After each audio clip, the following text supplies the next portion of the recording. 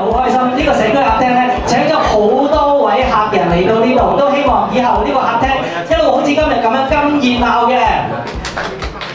呢個社區客廳咧都係特區政府推行嘅，其實我哋幫助一啲弱勢社群啦，一個重點嘅項目嚟嘅。咁我哋希望咧透過社區客廳嘅各項設施同埋服務啦，為劏房嘅家庭咧提供一啲額外嘅生活空間，呢個係最緊要嘅。咁啊，適切嘅一啲支援嘅服務，以及咧地區嘅共享一啲嘅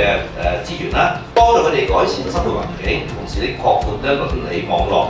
咁一起咧就一個更美好嘅社區。今日嘅開幕咧唔止係開幕，今日呢個開幕係再一次俾我哋體驗到，